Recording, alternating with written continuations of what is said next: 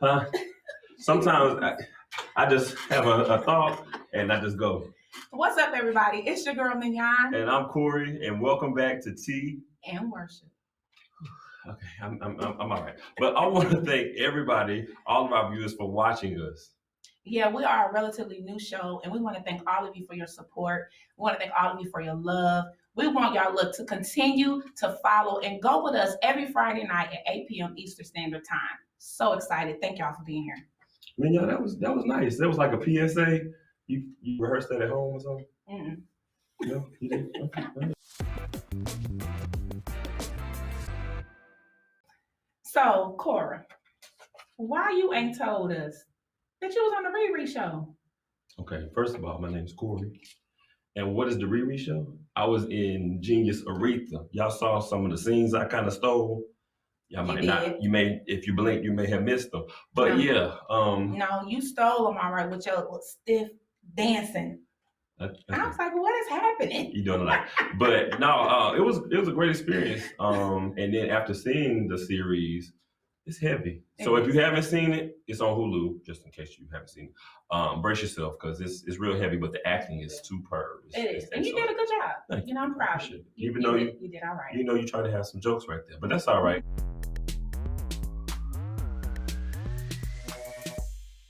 We have a guest today who actually is funny, because Mignon is not, and talented.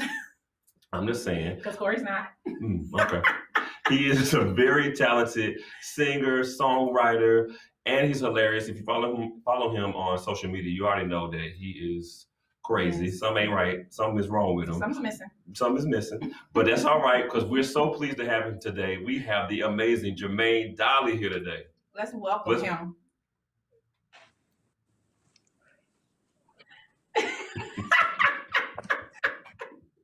You got my teeth whitened. So I got my teeth whitened. Oh, you hey every day. So y'all gonna see these teeth. I pay good money for these teeth. We are so happy to have you with us. Look, when we say the name Jermaine Dolly, like everybody know immediately who that is. Like immediately they're gonna get tickled. Immediately they're gonna start singing the song You. But we want you to just kind of share who Jermaine Dolly really is. Can you share that? Jermaine Dolly is just a guy from Southwest Philly. I like chicken wing platters. I like basketball. I love Jesus. I'm a regular guy. I'm a regular guy. I don't let nothing get to my head, like this whole industry. It can get to your head, like, people praise you, but like when I'm home, I like to stay like to myself with my fiance, or if we do go out, it'd be like amongst our friends and all that. And that's about it though. I be chilling, like I just be chilling. Like when music come, it come. But other than that, I'm regular guy. Come on, fiance. See that? Congratulations. Oh wow! Congratulations. Awesome. Sex is on the way. You hear me? He is counting down. Like, listen. I was already blessed fornicating, but now I'm about to be lit. I can't wait. Well, we're glad it is on the way. Amen. I'm a witness. Give God praise. But we know that Dolly is your last name, but on social media, your name is Hello Dolly. Where did you come up with that name? In high school, one of the teachers used to be like, "Hello Dolly," every time they saw me. And I was like, where did you get that from? Then I realized it was a play. They told me it was a play, so I went to go watch it and all that. And so I just stuck with it. I needed an Instagram name. So Hello Dolly was already taken. Hello_Dolly was already taken. I was 24 at the time, so let me put Hello Dolly 24. And that's how I got my name, Hello Dolly 24. So, yeah. That's so dope. That's so cute. I love it. So Jermaine, most people know you from working with Ty Tribbett. Can you tell us about that? What's funny is Ty's from like the area. He's from Camden, but Camden right across the bridge from Philly. So coming up, I say in like 2005, I was about to go to college. I was done with church. Like I was tired of church. I was tired. Ty is the reason why I stayed in church. Cause when he came out, like we used to always see him like in Philly, like doing like, midnight musicals and stuff like that. But when he got on, it was like, oh shoot, like, oh, he really popping. So I went to I had went to he does this, he used to do this thing in Philly called the Give Back. It's like a Christmas give back. He used to give like a concert, all the local acts in Philly would just come up, he'll host it, and his choir would sing. And I just went, I grew up Kojic, so I didn't know nobody else but the Clark sisters, G.E. Patterson, and that was it. Whatever came on the radio. So I was over that. I was so over that. Like, so I grew up in the street too. So I was outside too, and I was in church. So I was about to be completely done with church and just be outside all the time, right? So when I saw Ty, I said, "Yo, there's people that look like me in here." It wasn't three-piece suits or nothing like that. So I'm like, yo, and so when I saw people up there with them, like, the Bones and the Aaron Campers and Lionel and everybody else, I saw them, they was dancing and stuff. And I told myself, man, I would never do that, but they hot. I said this at them. I'm like, this is weird, but this is hot though. Like I would never do that. But I'm like, that's weird. Fast forward 6 years later, I was singing with a guy named Praise One. And Praise One, he's like, you know how Drake sing? Praise was doing that, like 05, 06. So he raps and sings, but he was hot though. So I was like a hype man that sang with him too. So it was crazy. It was retarded. He caught wind to Ty Tribbett. No, Ty Tribbett caught wind to him. And so we used to open up for Ty. It used to be us, Mally Music, and Ty. So we used to go on a roll with them, whatever, like that. And so we did that for like 2 years. And then Ty had went through Ty had came to a rehearsal, and Ty asked me for my phone number. Now, mind you, up here, Ty is like Jay-Z up here. He was like our Jay-Z, cause he lit. So we like, all right, bet. Like he's like Dolly. He said, man, let me get your number. I said, all right, here. And Ty had went through whatever he went through or whatever, and I was one of the ones that I kept randomly texting him. You know what I mean? Like, yo, you good? You all right? Like, just randomly just text him. And he was surprised that I would be the one that would text him. Like, you know what I mean? Like, I was like, yo, you good? I did that for like 6 months straight. December came. He was like, yo, it was December 2nd. He was like, what you doing December 19th? I was like, nothing. What's up? He was like, keep that day open. I said, all right. December 9th, he texted me again. He said, that day still open? I said, yeah. The next thing I saw was LA. All I saw was LA. Now, mind you, I ain't been past Pittsburgh yet. So I'm like, I'm out. Let's get it. And then I went back and read the text. He said, I want you to come sing with me in LA at the Celebration of Gospel. I said, what? We out. I go out there, LA. They fly me out. Now, mind you, I was singing with Praise. I never got a check. I wasn't worried about a check. I never got a check. I'm like, all right, whatever. They fly me out there. We do Celebration of Gospel. I meet like all the gospel artists, and I'm like, yo, these are really real people. We sing at this church called Dream Center out there. It was freaking lit. Everybody Hates Chris was rapping on Praise and Worship. It was stupid. It was stupid. It was like CCM on a billion. It was like a Jay-Z. It was like a Rihanna concert. They had like a spotlight. It was like pyro and everything. It was retarded. I'm crying in there. I never cry in church. I'm like, they got this white Jesus in there. He's crying. I'm crying. I'm like, oh my God, this CCM music. It was like, Lord, we love you. Touch the bosom, breathe on my breast, Lord. Like, it was like crazy in there. It was like, oh my God, I'm crying. Like, I'm crying. Y'all laugh. I'm dead serious. But it was like, Lord, we love you. This is the first time I heard this stuff. I'm like, this is lit. We do that. That night, we sing at this church. Stevie Wonder walks in the church. Shawnee O'Neal was sitting in there. That's when Shawnee O'Neal had the short hair. She was bad. And this is the first time I saw red bottoms, because she had I was like, yo, what's on the bottom of her feet? Like, red. I was like, yo, that's crazy. This is like '08, y'all. This is crazy, right? It's crazy. Stevie Wonder, one of his favorite songs was "Everything to Me," and mind you, Stevie Wonder blind. He taps his person that walks him. He walks him, right? He walks on the stage. Nobody asked Stevie Wonder to come on stage. Nobody asked Stevie Wonder to come on. He whispered in Boy ear, was like, "Yo, I want to go on stage." He walks on stage. Stevie Wonder like 6'3". He a big body. Like he got a wide body. Like he like a Crown Vic. He like 6'3". And so I'll laugh. I'm dead serious. So he starts singing. And Ty looks at me like, "Sing back up." I'm not singing back up, but I sing back up for Stevie Wonder in my resume though. You can look on YouTube, it's up there. You're not taking that from me at all. Nizzy. So we sing, we do that, we catch a red eye back to Philly, and I get off the stage, I get off the plane, and they hand me an envelope. I was like, "What's this?" It was like, "You get paid for this." I said, "We get paid for this?" Oh, I'm out. Like, what? This is sneaker money. I'm out. And that one gig turned into 6 years with Ty. And singing with Ty, you definitely gotta have a lot of energy. But most of all, it's not the energy thing with him. You gotta know your word. Being with Ty was like some of the best years of my life. I'll say that. Like being with Ty, like 6 years, I got my word more because of him, because he relates everything back to the Bible. And so I got tired of being in the conversation of because everything was Bible based, and I didn't know like simple scriptures, and I don't like being an eyeball. So I used to always text him like, "Yo, like what this verse mean? Like what does this verse mean? What does that mean?" I had the King James version.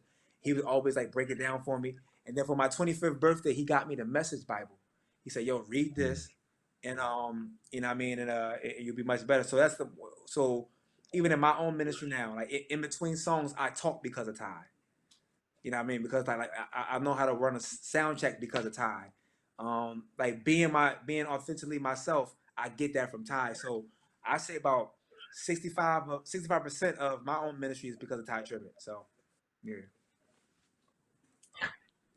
That's incredible. That is incredible. And I mean, just the influence that Ty, we already know, has on the industry as well. But to see somebody firsthand give us, their account of what he's done just for you as a musician is incredible. So I want to know this. I know that your grind is impeccable. That you pretty much recorded your first album in your friend's mom's basement. Is that correct? For sure. Okay, Yeah, so that's facts. and now you are Grammy Dolly, Grammy Award winning Huh? Jermaine Dolly. Yeah. Like, what do you attribute that grind to? Where did that come from? One, following my assignment, and also just being I should say that, just following my assignment of being where I started from, where I'm at right now. This may get deep, but put a life jacket on. No, seriously, I don't think you understand. Singing and comedy just get me on platforms like this to talk. Like I know what I'm called to do. Like preaching is coming soon. I don't want it, but I know what I'm called to do. I know what it is, right? So when I say I follow my assignment, is because yes, I started recording in the basement of my best friend's mom basement. My first album was done there. Then we took the vocals and did the vocals up down in Atlanta, and we did it at Fred Jerkins studio. But like the instrumentation and all that was done in my friend's mom basement. I really recorded that. The vocals y'all hear on You is in the closet of the basement. It was old church suits in that closet. Like real talk. Like really. I didn't have no vocal producer. I didn't know how to vocal arrange. We're gonna get into that later. I didn't know how to vocal arrange. I didn't know nothing. I just went on. At the time I didn't know, but now looking on it now, because I understand what my assignment is, I was just following Christ as he led. You know what I'm saying? I always say you put Jesus Christ first, should never be last, right? So just by following my son, even in this journey of coming to be on a Grammy Award winning album, and the reason why I take it so personal. I'm not getting a gold statue. I'm not getting a gold statue. It's more so that the fact that PJ reached out to me and said, "Hey, I want you to do some oohs and ahs on this song." Now, to somebody else, a ooh and ah may not be, whatever. He could have asked anybody to do that. You know what I'm saying? If you be faithful over the few, he'll make you rule over many. If you be faithful over few, he'll make you rule over many. I live by that. You understand what I'm saying? People don't know. Before pandemic, I served at a church called New Harvest Kingdom Ministries. Pastor Mark Van Wright is the pastor, right? It's at my mom's church. It's about 15 people at this church. Now, I can go to any church and get top dollar for praise and worship. I can get top dollar, get benefits, all that. Go to anybody's church, right?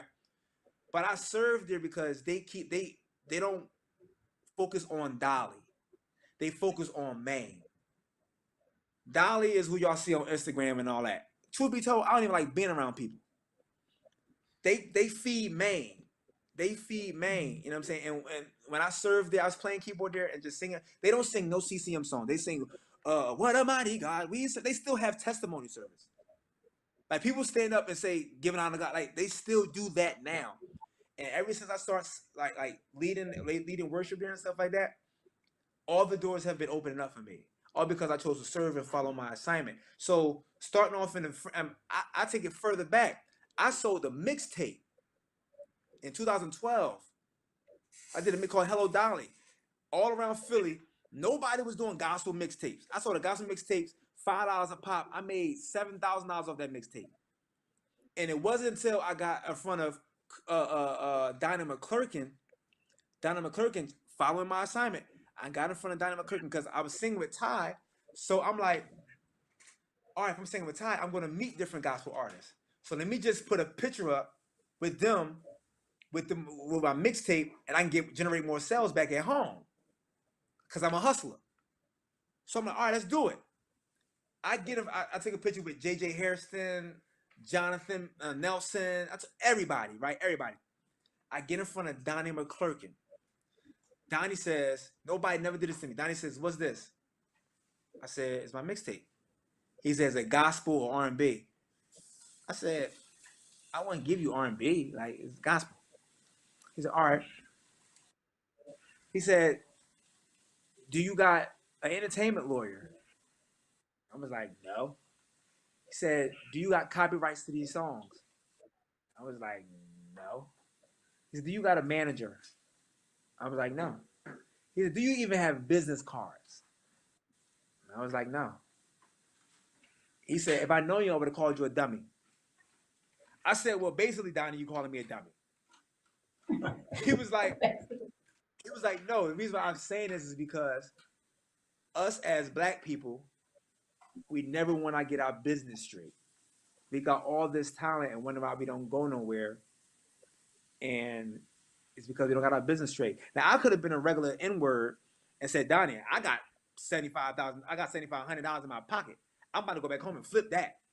So you don't know who you talk. I can go flip that." But what I did was take that money, got a manager, got my copyrights, got an entertainment lawyer, and start working my song "You." So I was popping up at radio stations, like knocking on doors. Like I didn't have no meetings. I didn't know nobody. My manager, we didn't know nobody. We just knocking on doors. We just took that money I made and made it work. But it was all about following my assignment. You know what I mean? I think as other gospel artists out here that could be watching this and listening, you gotta know what your assignment is. You gotta know that you're first chosen to do this. Because a lot of people say, "Yeah, I'm called to do this." Cool. You can be called to a basketball tryout. That's 500 people, but only 15 people make the team, are chosen to make that team. And even on that team, only 5 start. And out of those starting 5, you got one superstar. Somebody got a rebound. Somebody got a pass. And everybody wants to be the scorer, but sometimes you have to be the person that just bring the ball up and pass. Sometimes you got to be the rebounder. Sometimes you may got to be the 6th man. And that's all come with this ministry side of it. And it's all about understanding your assignment. And I mean, I understand mine. I understand my mine is y'all would never probably see what I do, my assignment, because I don't broadcast it. You know what I'm saying? I do a lot behind that Instagram. Off of that Instagram, it's a lot that go down. I mean, I call people personally. Like, yo, I saw you on the gram. Hey, slide in a DM. What's your number, yo? What's your number? I go as the Spirit leads me. What's your number? I FaceTime them. And we talk for an hour. And then we just leave it at that. Man, Dolly, you are like seriously like the product of the word where it says give and it shall be given unto you. Like when you talked about how you served, like you didn't know why you were serving. You was just serving because that's what you naturally did. But you didn't know that you were planting, you were sowing seeds. And it God wasn't specific about how we should sow. He wasn't about the amount of sowing that we needed to do. So to anybody that's viewing, anybody that's watching, the only time God is ever specific is when he asks us to give 10%, 10%, you know, and with our tithing. But any other time is give, and it shall be given unto you in whatever way that is. Every time that you're obedient, it's preparing you and it's setting you up for your future. So Dolly, I thank you for sharing that story. It is very encouraging and it brings hope to us, those of us that are trying, those of us that you know, feel like we're doing all of this for nothing. Like your story has let us know that what we're doing is not in vain. So I just want to say thank you for sharing that. Thank you so much. So I want to move into the song "Come and Knock on Our Door." Your creativity. Come and knock on our door. I mean, your creativity is like crazy. Like, what made you think of incorporating that into your song? So what happened was my manager. So you ran his course or whatever. So you was like, we put you out and you know you did his thing. You were snapping, and so you know at that time a lot of gospel songs didn't have Jesus in it, like the name Jesus in it, and so what happened was it caught the attention for a lot of people outside the four walls of the church too, because I didn't look like a gospel artist either. I don't look like one. I don't talk like one. I don't, you know what I mean? So again, like I told y'all before, I was in the streets too. You know what I mean? And so I know how to talk to like the drug dealer. I know how to talk to the the murderer. I got friends that shot people. I got friends that sell drugs. Got friends that got locked up. I got locked up. So I know how to talk to the church mother, and I know how to talk to the person outside the four walls of the church. So, you caught the attention of like, okay, so we see that you changed, Dolly. We see that you changed, man. Like, why did you change? And that's how the song "You" came about, because one of my homeboys was like, yo, he was well off. Like, I mean, getting money. He got all the girls, but he caught. He's a director of movies and producer of movie writers and all that. He getting money, chilling. He hit me up and was like, yo, I want to talk to you about something. And so I'm like, all right, I'm thinking you want to put me in a movie. So I'm like, all right, let's get this money. He come over to my house. He sits on my step. He said, Dolly, my life messed up. I said, who, you? He was like, yo, why are you always happy and never down? We had a 2-hour conversation about Jesus. And then I went upstairs and wrote, people always ask me, why am I always so happy and never down? And so forth and so on, right? And so that caught the attention of all my friends, like, okay, we see you changed. So you telling me Jesus changed? Like he changed you? I'm like, yeah, word up, he did. So then I say, go find a church home to learn more about Jesus. And everybody said the same thing. I'm not going to no church home, man. I'm not doing that, dog. Like, why you not going to no church home? Man, so much hypocrites in there, you know what I mean? All they want is our money. They was bringing up news about the church I didn't even feel they knew. So I was like, oh wow. My manager, fast forward, my manager said, yo, Dolly, we gotta get a new song out. He said, but I just heard this beat. It's crazy. I don't know how you're gonna make it a gospel song, but this beat crazy. So we hear it, and it's coming knock on our door. Again, like I said, I talk mainly to people outside the four walls of the church. And a lot of them, the two main things are they grew up in church and then they left because something they saw or something was done to them in church that made them put a sour taste in their mouth. Or they just not with it at all. Or going to church for whatever they heard or the case may be. In Philadelphia, Muslims run Philly.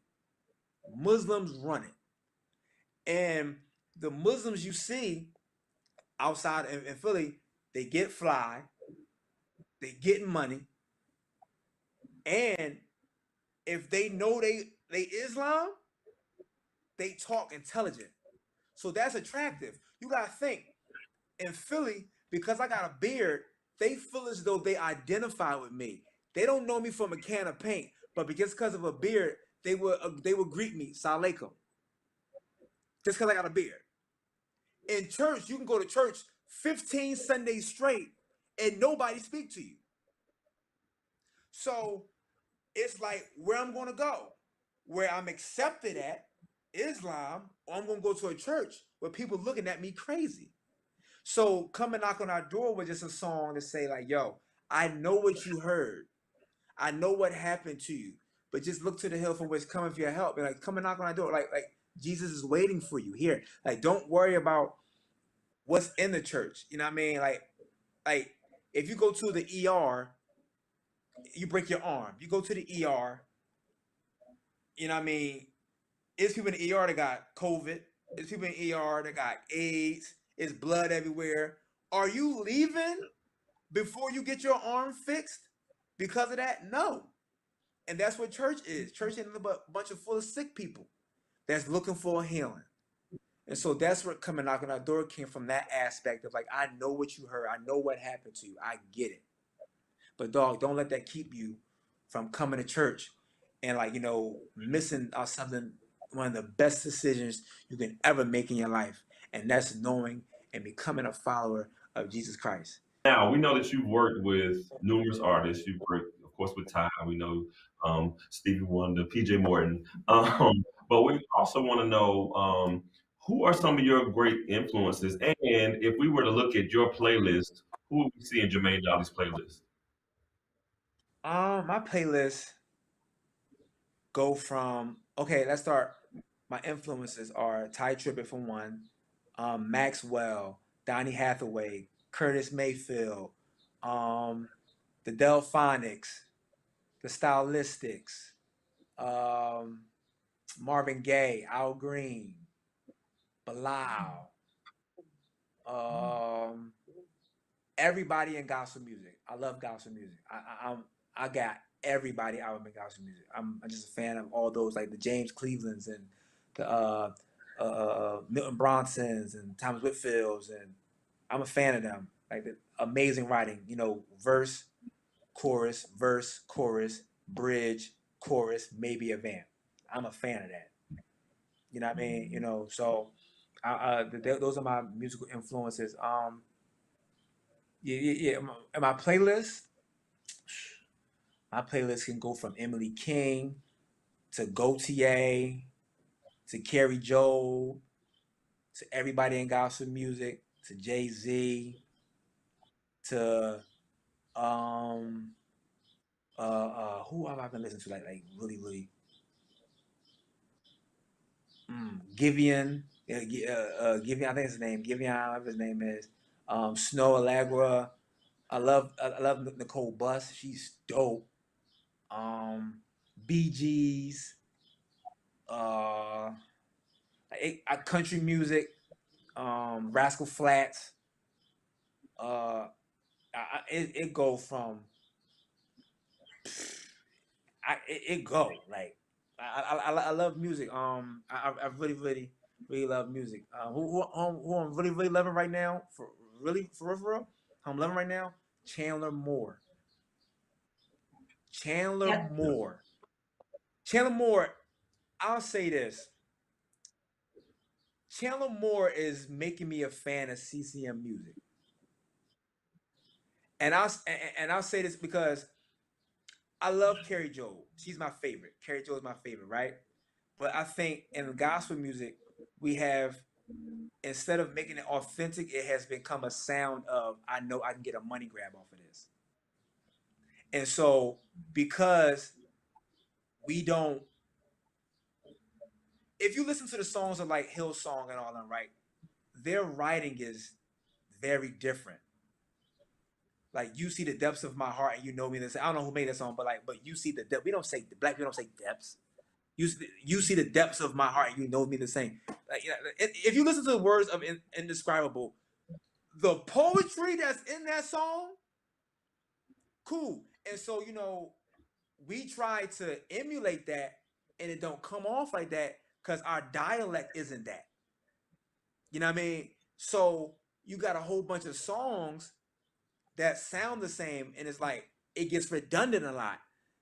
But Chandler Moore to gospel music is like, it's like putting garlic salt and Obey on broccoli. You know what I'm saying? You get it? Like, it's broccoli. Facts.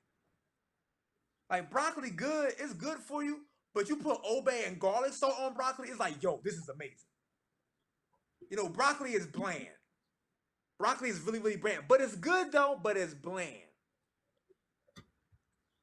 Chandler Moore is that Obey and garlic salt. Look, we approaching the end, but speaking of broccoli, look, I saw you cooking on social media. What is your favorite dish? What's your favorite dish to cook? Pork chop, rice, and spinach. Come on. I cook everything with What's rice. That's what I saw that you had some macaroni and cheese, some chops, some rice, some spinach. I saw that on your Instagram. It looked good too. I love rice. I'm always eat rice. But like pork chop, rice and spinach is my favorite. I can pretty much cook whatever my mom cook. I can cook. Now, if you want spaghetti and all that, and like ziti and stuff like that, I don't know how to do that. But like, you want some soul food, I got you. So before we go, Jermaine, what do you have coming up? What can we expect from you in the future? I'm about to be married. I'm having sex. My worship is about to go to the next level. I'm telling y'all, my worship is about to be amazing. Okay, my fornicating worship was lit, but this marriage worship, it's about to be lit. Album I'm working on. I'm getting a lot of calls to do writing for people, secular and on gospel side. Doing that, and my album will be out. I'm working on my album after the wedding and stuff like that, probably May, June, called Assignment Before Accolades, and coming with that will be a book as well with that. So more so writing, production, and so I got probably like 2 or 3 more albums left in me. After that, I want to be behind the scenes and just write and produce. But if God still need me to do this in the front, cool. But for me, I just want to be behind the scenes for real. But look, we are so excited to have you with us today. It's been amazing. I mean, my stomach hurts from laughing at you, man of God. I mean, it's a wonder you didn't choose to be a comedian over gospel. So look, but let me tell you something. I have enjoyed you today. Is there anything you want to leave, with the viewers? Anything you want to share with them? If you keep Jesus Christ first, you never be last. One way to success is to serve. In order to lead, you must follow, and you serve in territories that you soon hope to conquer. Yeah, thank you so much to the Grammy Award winner. Jermaine. You know? Right. You know. Period.